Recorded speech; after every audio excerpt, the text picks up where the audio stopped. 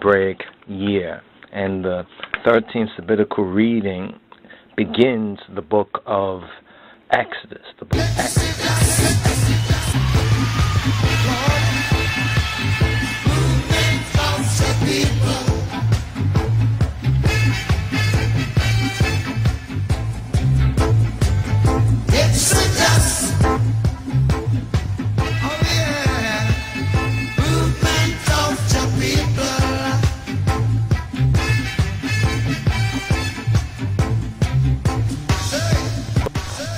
Salam Tuna, Shabbat Shalom, Salam. Greetings, peaceful Sabbath, peaceful Sendet day. This is the 13th. We're now entering the 13th Sabbath in our Hebraic year. And the 13th Sabbatical reading begins the book of Exodus, the book that's known as Exodus, which is called in the Hebrew, Shemot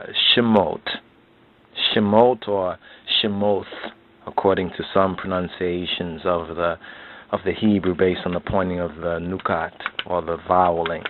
But we call it Bamarinya in the Amharic, the Royal Amharic of Kedemawi, Haile Selassie. We call it Simoch, which means the names. So the book actually begins, Elle Simot, or these are the name in the Z, Simoch in the Z Nacho, or Simoch in the Z Simoch Nacho. In other words, these are the names according to the alignment of the Hebraic and the Royal Amharic or the Ethiopic. Now, the book of Exodus, the Orit Zemuse or the Torah reading, the portion is from Exodus chapter 1 verse 1 to Exodus chapter 6 verse 1. The Nebiyat or the Haftarah reading is Isaiah chapter 27 verses 6 to Isaiah chapter 28 verse 13, as well as Isaiah chapter 29 verses 22 to 23. And then from the New Covenant, or what's known as the New Testament, the Hadith Kidan, or the Brit Chadasha, we have Acts of the Apostles, chapter 7, verses 17 to verse 35, and 1 Corinthians, chapter 14, verses 18 to 25.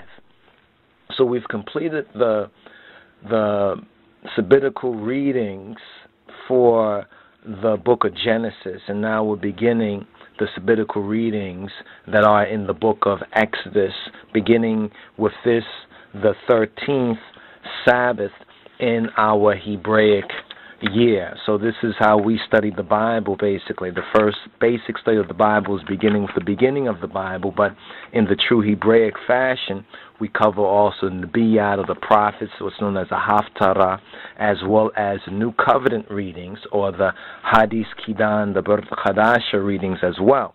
But what we've been studying and focusing on mainly is the realignment according to the Ethiopic Genesis. That's how we had began with the Torah scroll readings from the Ethiopic Genesis, because we recognize that the true context of the Metaf, or the scriptures, must be read according to the wisdom of the author. And the author of the first 5 books of the Bible is our Coptic Hebraic brother Moshe, or Moses. And Moses, as Acts of the Apostles, chapter 7, verse, 22, it states that Moses was learned in all the wisdom of the Egypts, or falsely translating the King James, Egyptians, and he was mighty in word and in deed. So he was mighty in both word as well as the deed.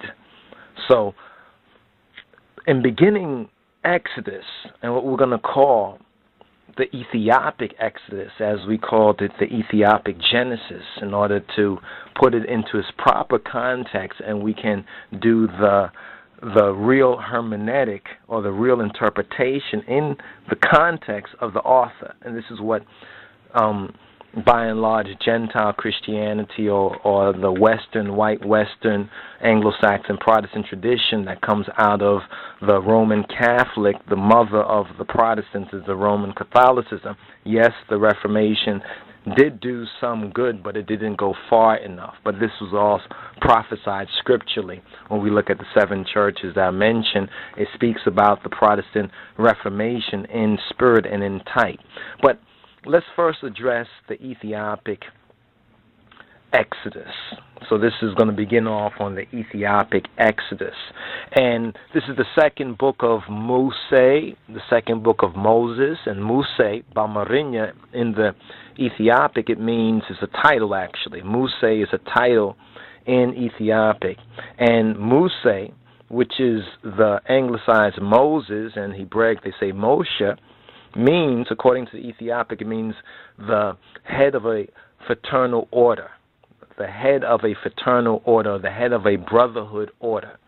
So this also gives us much clarity in the true identity of the biblical Moses when we interpret it from the true Kamite mythos and the ancient Egyptian wisdom, or the rightful school of the wisdom. Because what Moses did, and this is where Moses has been maligned by many who have not been initiated in the Ethiopic Genesis, therefore they would not know the Ethiopic Exodus. In order to put it into its proper context, one who did do great work at putting it into its true context was one named Gerald Massey, and we referred to him during the period of the 12 sabbatical readings that were for the Ethiopic Genesis. So we did touch on Gerald Massey in many different places, as his references help to give clarity and context, along with the Mythos of Negus and Neges, or the Revised Amharic Bible of Kedamawi Haile Selassie for us as Ethiopian Hebrews and elect Rastafari. So now we're going to cover the Ethiopic Exodus. So let's begin off. First of all, we're going to have to do an overview of Exodus. What does Exodus mean? Now, your job or your homework, in other words, is to read through Exodus chapter 1, verse 1 to Exodus chapter 6, verse 1, which is the sabbatical reading, which is sabbatical study. This is the Sabbath reading, right? And as you do that, you will find there's much area for investigation in order to really comprehend the story in its proper context. Then there's some references that we would like to compile and make that will help ones to refer to, say, the works of Gerald Massey, who was one who recognized that the true interpretation of the Bible was from an African perspective and not an Aryan perspective. He pointed out that where European Christians and many of the Christians of his time and other scholars had it wrong was because they had the European madness.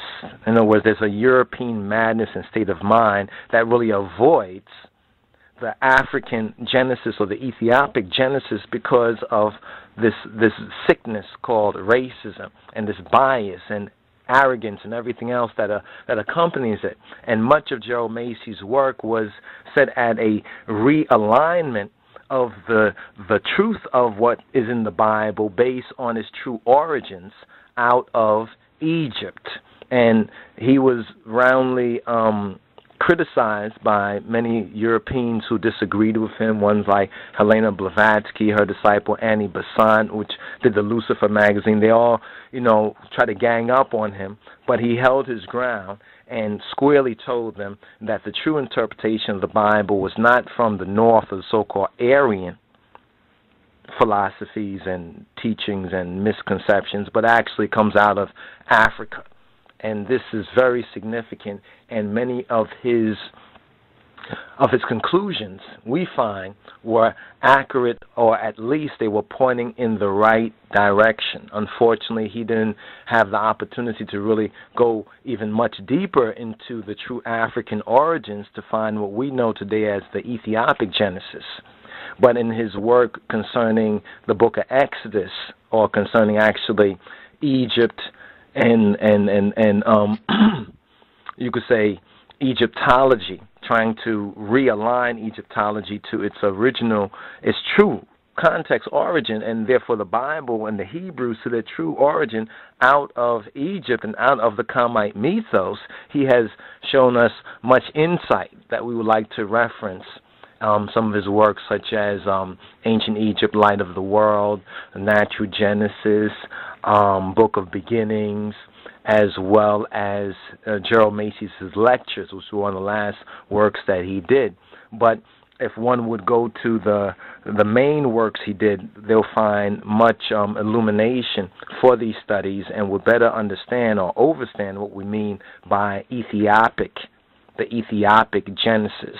In other words, the Genesis and Ethiopic origins of the book that we know as the Bible. And much of the confusion in Christianity and even Judaism has been caused because of the racial bias that has misinterpreted and taken the Bible out of its proper context and the stories out of the proper context and so-called mythos or mythology out of its proper context, and therefore have given a false rendering, you understand, to the true biblical, the Judaism, as well as the Christianity, the story of the Bible.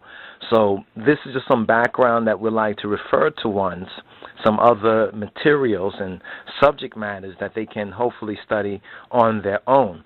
You understand? Because most of what people know about Exodus and the book of Exodus, for example, in the West, and many of us even formerly, this is what we thought was based on the Charlton Heston movie and the Bible, and a lot of the whitewashing, what we call the whitewashing of Christianity, especially in regards to this very important area of Scripture, which is known as the second book of Moses, called Exodus, and which we re-entitle it for our studies here as the Ethiopic Exodus. Now, Exodus in and of itself, it means going out. Going out. Exodus means going out. And this book, it records the redemption out of what has been known and called Egyptian bondage. And we have to put this into context because there's a lot of speculations of what the Egyptian bondage actually was. What was bondage in Egypt? And most people think that the bondage in Egypt was where so-called black people had white Jews in Egypt. The big bad boogeyman black Egyptians had, lily white Ashkenazis and Khazars enslaved in Egypt. That is a wrong interpretation. That's a false bottoming out of the real mythos. So Gerald Massey helps us to understand what that Egyptian bondage actually referred to, and the connection with the Part1, or the coming forth by day and by night. Which bondage were the Hebrides or Egypt? The bondage of Egypt basically was a spiritual or religious bondage, and it's very important for us to understand it was a spiritual, what's known as a spiritual bondage. So when Revelation speaks about spiritual Egypt, it has very much to do with the proper interpretation of what the Egyptian bondage was in the second book of the Bible known as Exodus.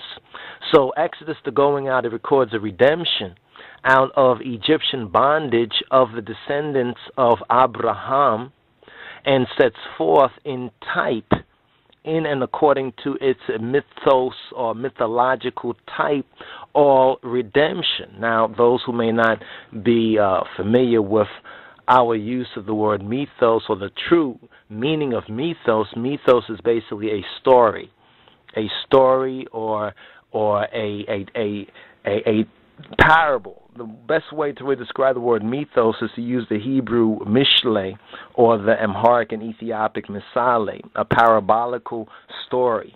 That has a wisdom. It can also be seen on some level as double talk, in the sense that there can be a literal interpretation of it, but really there's really more of a metaphorical interpretation, but it uses some literal descriptions and descriptor.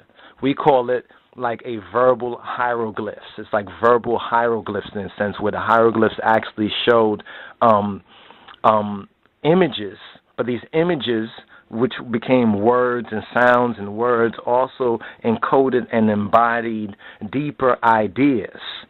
So the real idea of myth or mythos, when we use it, it's referring to the Mishtir, or the mystery, or the ancient mystery, which were the wisdom schools. Now, Moses, being learned in all of the wisdom of the Egypts, because there were two Egypts, what's known as Upper and Lower Egypt, but then there's also the Upper Celestial and the Lower Egypt, the Egypt of the so-called Underworld, and that Egypt of the Underworld, or the so-called Land of the Dead, was that Egyptian bondage on the religious and the spiritual level. So much of what we have in the book of Exodus concerning bondage in Egypt has to do more with the spiritual and religious level. Remember what it says about the Bible, that the natural man, they cannot receive the things of God because they must be spiritually interpreted and spiritually discerned.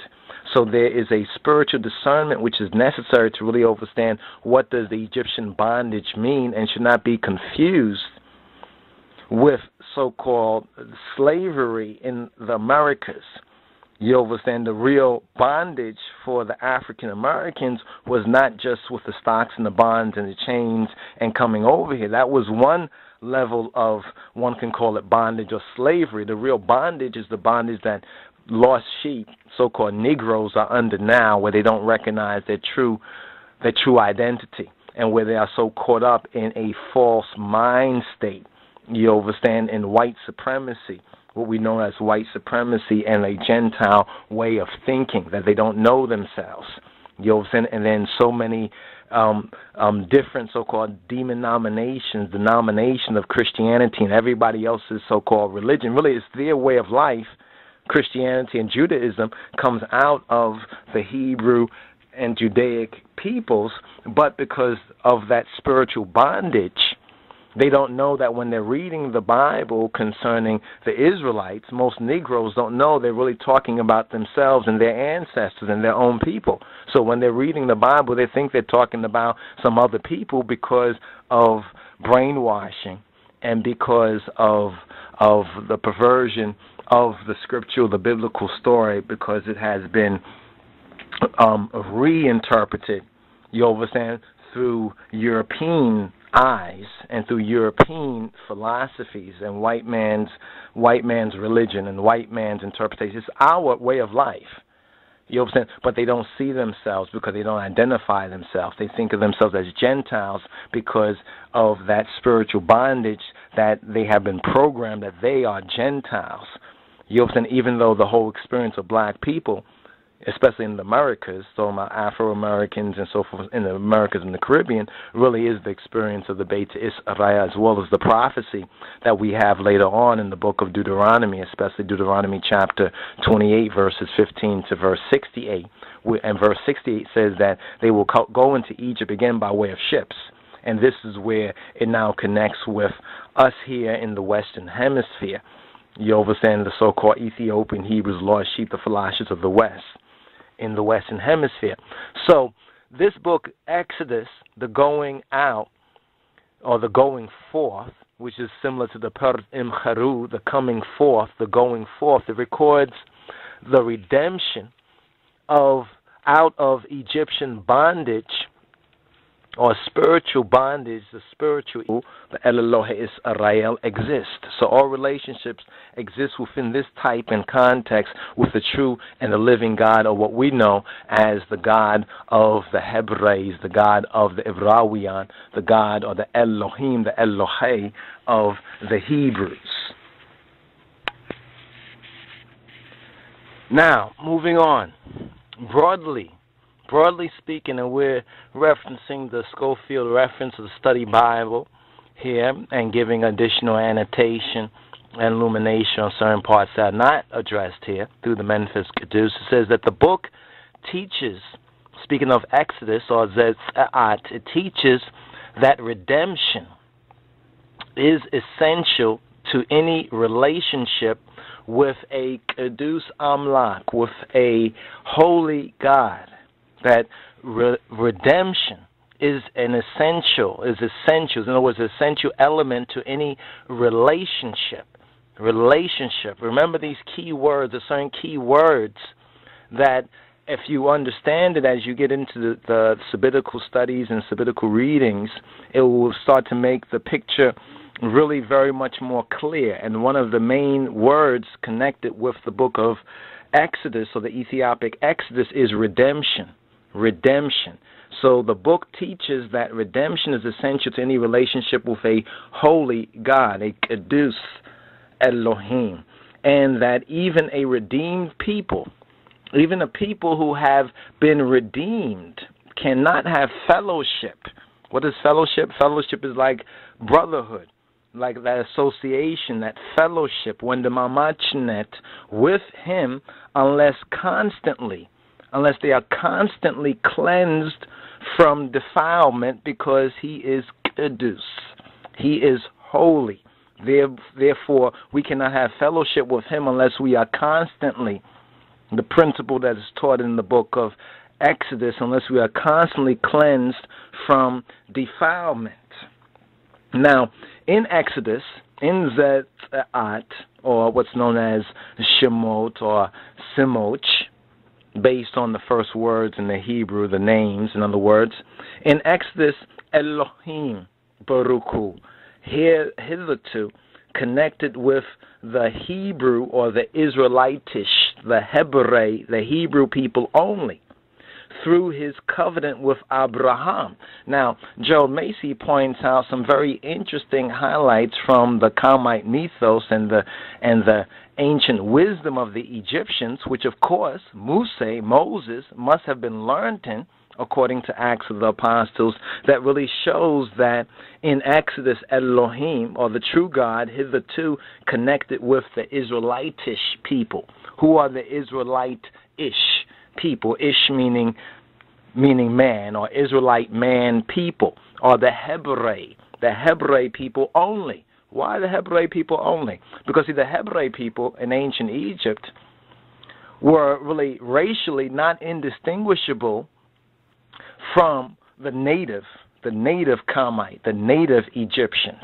And we're speaking about the true Egyptians. In other words, they both were black peoples, for lack of a better word. They both were African or Ethiopianish people, in other words. So he was connected with the Israelitish people only through his covenant with Abraham, and brings them to himself nationally. Abraham, connected with the Atum, brings them to himself nationally now as a Behir, as a nation, nationally through redemption. He puts them under the Mosaic covenant, and dwells amongst them in the cloud of the Kubur, or the cloud of glory. Now, Galatians in the New Testament, the book of Galatians, it explains. Our Coptic Hebrew, another Coptic Hebrew brother who is even likened to Musa or Moses in the New Testament, is our brother Hawaria Paulos. You see, and all this is connected with that ancient mystir. This is why many people misunderstand and misinterpret Paul, and even try to assume that Paul was a false apostle, because they are wrongly reading and interpreting the New Testament, because they don't have a true foundation of the context of the Old Testament. But Galatians explains the relation of the law, what the relation of the law to the Abrahamic covenant is. In the commandments, Elohim taught Israel his just demands. See, it's through the commandments. Why the commandments, according to Hawaria Paulos, he says that the law is our schoolmaster until Christ comes. Now, some people think that means, well, since Christ already came, therefore we put away the law, but they're misinterpreting it.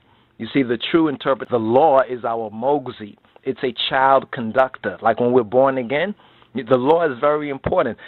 You understand, we study the commandments, because the commandments, the experience now under the commandments, it convicted Israel. The law is holy, the law of God, because the true law of our Father, it teaches us his just, convicts us of chatiyat, of missing priesthood now, and sacrifice of the priesthood, the sacrifice filled with the precious, this book and the 5 books of Moses in order to be properly comprehended and understood, must be understood from the point of view of the author of the book.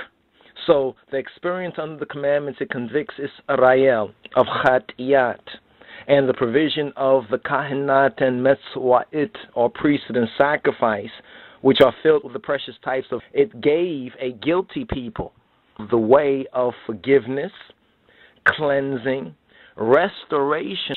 This is very, very important. Thus learning what is the way of forgiveness. This particular note, we would like to add a process, so it's kind of trickled down to us over here. So this particular time is the Christmas time, the Christmas season. Now, in the Christmas story, or the story of Christmas, they say that when Christ was born, that his star was seen, right? Around the time that he was about to be born, his star was seen, and the Magi, which they erroneously tried to limit to 3, but based on the gifts. But anyway, the Magi, the wise check, similar to our situation even today, if you look at it.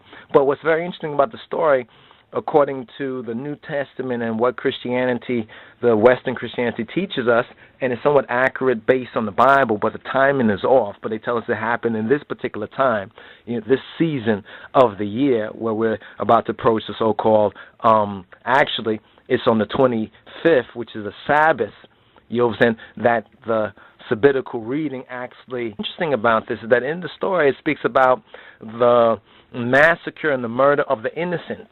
Remember the children? Some say it was 144,000 who were massacred.